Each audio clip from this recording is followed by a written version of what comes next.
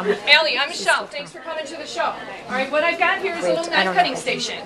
What I want you to do is just try these knives. Pick them up, try them in your hand. This is a potato. We're actually not going to use it for the recipe, so feel free to hack away at that any way you want. All right, you're going to try these two knives. These are your two big knives. These are all German steel hand forged professional knives. Pick a favorite. Then you're going to try those knives and pick a favorite. Okay?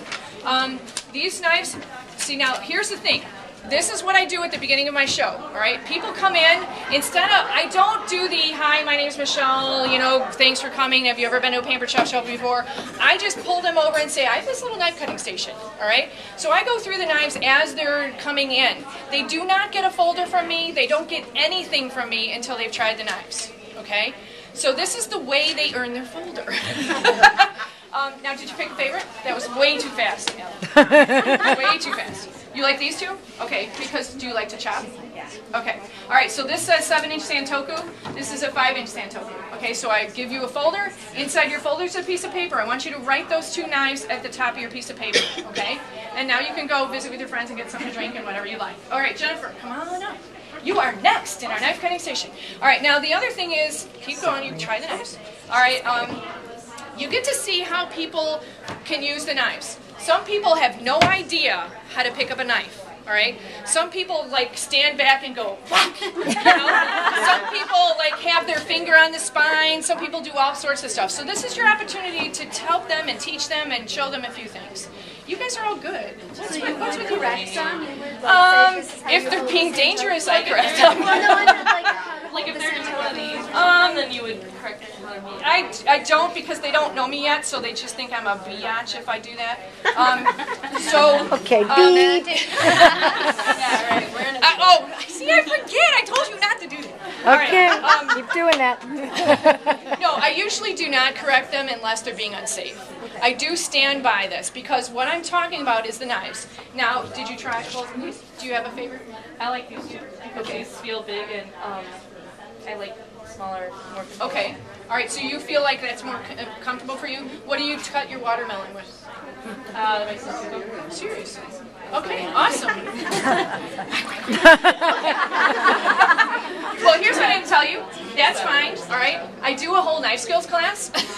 If you're interested, you can gather your friends together and we can go through how to use a chef knife. But here's what I want you to do. You take the folder, you write those two knives. That's a utility knife, that's a 5-inch Santoku. She would take her folder, she would go write her favorite knives, okay? Awesome. While they're doing that, I'm telling them about their new cutting mats. I also have my large group cutting board here. I always have two cutting stations going at the same time because people are coming in, hopefully fairly on time. I do an on-time drawing, so we try and get them there on time. So, you know, I have two knife cutting stations going on. All right? So everybody's wrote their favorite knife, and then I'll go on a piece of paper that's inside their folder. There's a piece of notebook paper. You can use the, if you use the guest thing, you know, whatever that's called, where they write, yeah, or their wish list. That's what it is. Thank you. If you use the wish list, have them write it right at the top of their wish list. Okay, wherever you just want them to keep track of what their favorite knife is. Sometimes when I'm smart enough to bring name tags, I actually have them write their favorite knife on their name tag. Okay, so then I'll, you know, they're coming in, they're doing this, I'll give them a name tag, write your favorite knife on, there you go. So then you would become Jennifer Utility, or whatever. You know what I mean? So then throughout the show, you can refer to those people. You know, this was your favorite knife, this was your favorite knife. Now, wouldn't you rather get that for free or half price? Okay, here's one of the things I'm going to say to everybody in my January shows. If you like these knives, because here's the thing, if they like this knife, they're probably going to like this knife. All right, if they like this knife, they're probably going to like this knife. All right, so if they like this knife, I'm going to tell them, you know what, here's the deal, host a show in February, you can get both of these knives for 20 bucks, all right, because they're going to get this one free, and they're going to get this one 60% off. So, you know, you can explain to them how that works later, but ask me about that. I can show you a way to get both of these knives for $20. These are lifetime guaranteed knives. These are hand-forged German steel professional knives, all right, you can get them for 20 bucks, all right. So you just have to, I think that's right. $50, 60% no. off. Okay, sorry. Okay, somebody volunteered me for this job. I did not volunteer for this job. Okay, Come to the meeting. So here's the other thing I do. All right, so now everybody's tried the knives. They're sitting down. They're doing whatever. Okay, so you thank people for coming. You go through your spiel. Okay, most people have tried the knives. Here's the thing I'm going to tell you. Every kitchen deserves a good knife. All right, as your Pampered Chef consultant, my goal is not to sell you every little thing that Pampered Chef has in the catalog, okay? We have a bazillion fabulous products, but everybody cooks differently. Some people bake, some people, want to measure things precisely. We got a gazillion little things for measuring, okay? They're all near the back of the catalog. Have at it, okay? Some people throw things in by handfuls, okay? But what I do want to do for you, every single one of you here tonight, is find the one thing, 2 things, 5 things, 20 things, whatever it is, that's going to make your life simpler and easier for you in your kitchen. Okay? Now, I firmly believe that whether you cook or don't cook, love to cook, hate to cook, cook a little, cook a lot, doesn't matter. Every kitchen deserves to have at least 2 good knives in it. All right? Now that's why I want you to try knives, because I'm here to tell you, you cannot buy a knife out of a catalog. You cannot buy a knife out of a display case in a store. Okay? Even if you're not in the market to buy a knife today, if you didn't get a chance to try these knives, please, I'm asking you to come up afterwards, try the knives. Okay?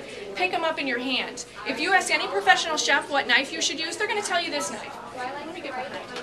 I feel like I'm behind, this is a chef knife. This is a knife that every professional chef uses for just about everything aside from their garnishes and things like that. All right? Now, if you ask Rachel Ray, she's going to tell you to buy this knife. This is your Santoku knife. This is the style of knife she uses. Now, I'll also be honest with you, this knife outsells this knife 4-to-1 in the market because of Rachel Ray.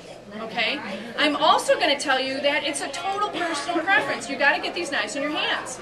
Some people are going to prefer this knife. Some people are going to prefer this knife. It depends on the size of your hand. It depends on how you chop, how you slice. If you're someone who likes to chop, because that's why I asked you if you're a chopper, you're probably going to prefer this knife. It's got a flatter blade. It's great for chopping, blah, blah, blah, blah, blah. Okay? If you slice, if you like to hold the tip and do this sort of thing, you're probably going to prefer this knife. But try them both. One of them is going to feel more comfortable to you than the other. Now, if you do all the majority of the cooking in your house and you cook, I don't know, a few times a week, that's a lot in my book, you're going to want all the knives because they do have a little bit different function and they do have, there are certain things they're better at in your kitchen. If you're like me and you go in your kitchen about once a month, you probably would want 1 big knife and you want 1 medium-sized knife. Okay? Now, for those people who prefer this one, they're probably going to like that one. For those people who prefer this one, they're probably going to like this one. I'm sorry, this isn't good for the video. No. This is also a boning knife. A lot of people prefer this knife. This has a little flexibility to the blade. Usually at this point my cutting board's in front of me. All right, and I show it's got a little flexibility to the blade. It helps you get around the chicken bones. It helps you fillet fish. You can get the silver off your pork tenderloin. But you can also slice vegetables into nice thin slices if you like. All right? Now, just as important with a cutting board, or with a knife, is your cutting board. All right? Now, I have my large group cutting board. This is my all-time favorite cutting board in the whole wide world. Okay?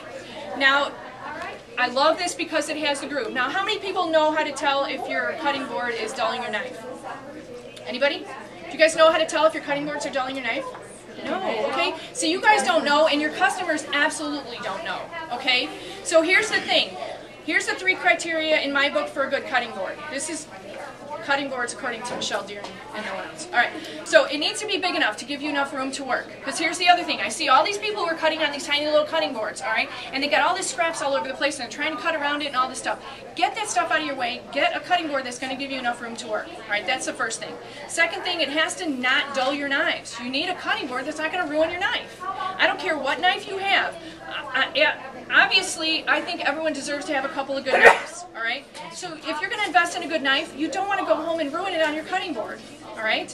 Whatever knives you have. How many people have really good knives at home? A couple people. There will be probably 2, 3 people who raise their hand who have really good knives at home.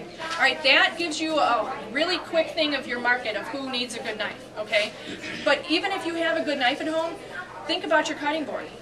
I want you to go home and look at your cutting boards. You can call me tomorrow and add on to your order if you'd like, all right? Or close your eyes and visualize your cutting board. Your cutting board should have cuts in it, all right? If your cutting board is not getting cut by your knife, your cutting board is dulling your knife blade. All right? So think about your cutting boards. Come in like this, all right? If you have a glass or acrylic cutting board at home, those are really pretty, and use them for your cheese and your crackers and your fruits when you put them out, but don't slice and chop things on them, okay? Your cutting board is here, your knife is coming down and going BAM! Every single time and dulling every blade you own. Okay, whether it's the food chopper, whether it's a knife that you already own, or whether it's a fabulous Pampered Chef German steel forged professional knife that you're going to take home with you in a week or whatever.